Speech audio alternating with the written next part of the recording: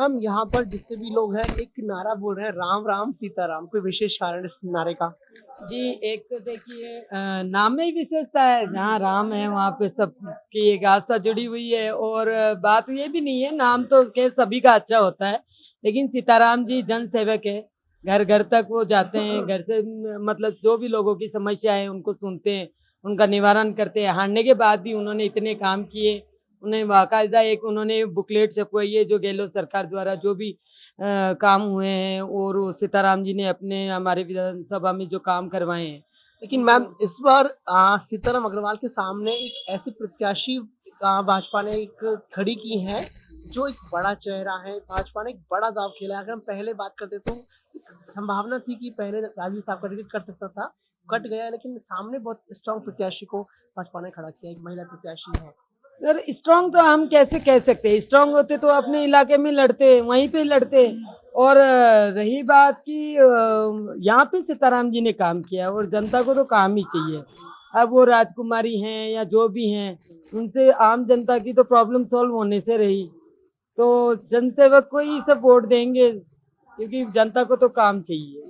उनको ये नहीं है कि ये फेमस है चेहरा। लेकिन फेमस चरनी भाजपा ने एक दाव खेला है, महिला सशक्तिकरण के लिए दाव खेला, क्योंकि राजस्थान की जो भाजपा सरकार है, भाजपा में जो प्रत्याशी हैं भाजपा के, वो हमेशा महिला का उत्पीड़न का मुद्दा उठाते आ रहे हैं, महिला सशक्तिकरण की बात करते आ रहे हैं। उस पर किस तरह से देखती है? फिर बातों का क्या है, बातें तो करते रहिए, बातों का तो कुछ है नहीं है। वो उनकी कथनी और करनी में तो हमेशा ही फर्क देखा ही है, सभी ने देखा है। ठीक है, आपने कथनी करने की बात की है। कथनी की अगर बात की जाए तो कथनी में एक राजस्थान के एक विधानसभा की पटल पर एक केंद्रीय मुख्यमंत्री ने कहा है राजस्थान मर्दों का प्रदेश है।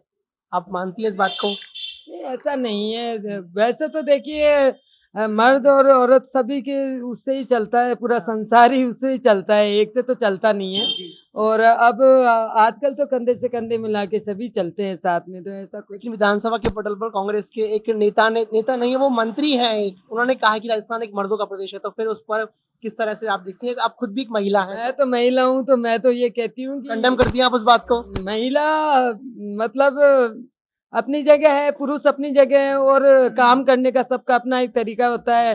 और जो भी राजनीति में आता है उसका उद्देश्य ये होना चाहिए कि जनता का भला हो। ये नहीं है कि महिला है तो वही उनको मिलना चाहिए हर तरफ से, और पुरुष है तो उनको ही हर तरफ से सुविधा मिले, ऐसा कुछ नहीं है। जिसको भी मौका मिले जनता के बीच आने का, तो उनको अपनी पूरी ईमानदारी से काम करना चाहिए। तो आप उस बात का खंडन करती हैं? नहीं, मेरा एक बहुत छोटा सा सवाल है, आप उनकी बात का खंडन करेंगे कि राजस्थान मर्दों का प्रदेश है या नहीं है? मैं क्यों अब मैं इस चैप्टर पे उनकी मंशा है, ये बात मैं कैसे कह सकती हूँ? उन्होंने उनका कहने का क्या मतलब रहा होगा, या उनके आपका पर्सनल व्यू? पर्सनली मैं महिला हूँ, तो मैं तो ये चाहती हूँ कि महिलाएं आगे बढ़े। तो महिला को आगे बढ़ाया गया है भाजपा से? हाँ, महिला को आगे बढ़ाया गया है, महिला को मौका ये कि यहाँ पे उन्होंने महिला को आगे बढ़ाया है। उनको हार का डर था, इसलिए उन्होंने शायद ये दाव खेला है। आपकी बात सही तो है। वो मतलब हार मान ही चुके, ये मान लीजिए आप। और इससे ही हमें पता चलता है कि हमारे सीताराम जी अग्रवाल ही जीतेंगे। लेकिन आपने कहा कि महिला को मौका देना चाहिए, महिलाओं की बात करनी चाहिए, तो महिलाओं को मौका देने के लिए, महिलाओं की बात रखने के लिए भाजपा ने दाव तो सही खेला है, मतलब ये आप मानेंगी? अब वो तो उनकी, देखिए उनकी क्या मंशा है, उनका दाव हमको कोई असर नहीं करने वाला। वो कुछ भी अपने हिसाब से अपना दाव खेले, उससे हमको कोई फर्क नहीं पड़ेगा, क्योंकि हमने काम किया है, हमारा काम बोलेगा। और महिला पुरुष ये कोई मैटर नहीं करता है। जो इस क्षेत्र में रहे हैं, जिन्होंने काम किया है, सीताराम जी की जगह अगर कोई भी प्रत्याशी होती, मान लीजिए महिला भी होती, तो वो भी अगर इतना काम करती तो हम उनके साथ खड़े रहते। आज सीताराम जी हारने के बाद में भी इतना काम किए हैं, तो हम उनके साथ में खड़े हैं। मतलब महिला और पुरुष की मैटर नहीं करता है, काम ये है कि उन्होंने 4.5 साल तक इतने काम किए हैं हारने के बाद भी, तो मैटर करता है कि उनको जनता जिताएगी। लेकिन जनता तो हरा दी लास्ट टाइम। तो लास्ट टाइम उनको इतना लोग जानते नहीं थे, क्योंकि फर्स्ट टाइम उन्होंने चुनाव फाइट किया था, तो लोग इतने नहीं जानते थे। अब उनको घर घर में लोग जानते हैं, क्योंकि वो घर घर में जाते हैं। उनके घर में भी आप देख लीजिए कि बिल्कुल दरबार लगा रहता है, लोग जाके अपनी प्रॉब्लम शेयर करते हैं, और वो दिन भर मतलब लोगों के बीच में रहते हैं। अब आज बात अगर सीताराम जी की हो गई है, तो हम दिया कुमारी पे दोबारा वापस आए, क्योंकि अभी तक कांग्रेस की लिस्ट आई नहीं है, तो ये फिक्स भी नहीं है कि उनको टिकट मिल भी रहा है, इनको प्रत्याशी बनाया जाएगा भी या नहीं, फिक्स नहीं है। पर भाजपा के प्रत्याशी बना दिए गए हैं, जो है दिया कुमारी। उन्हें किस तरह से देखेंगे आप? एक महिला की तरह कैसे देखेंगी आप? देखिए, महिला के हिसाब से देखने का कोई मतलब नहीं है। यहाँ पे महिला पुरुष की बात ही नहीं है। ये एज़ ए महिला प्रत्याशी मतलब आप एक खुद महिला हैं, तो आपको लगता है कि एक महिला महिलाओं की आवाज़ उठाएगी, आपको लगता है इस तरह का कुछ?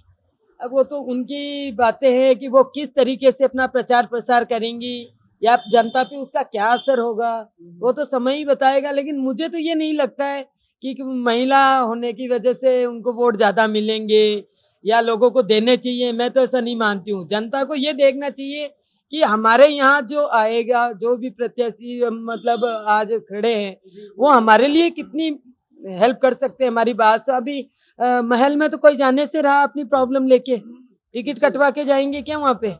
यहाँ तो सीताराम जी के दरबार लगा रहता है, हर कोई चला जाता है अपनी प्रॉब्लम लेके, या जो भी यहाँ से जिसको भी टिकट मिलेगा वो यहीं की प्रॉब्लम यहीं सॉल्व होगी। कहते हैं ना, अपना जहाँ सिक्का खोता है हम वहीं ढूंढते हैं, दूसरी जगह तो मिलेगा नहीं।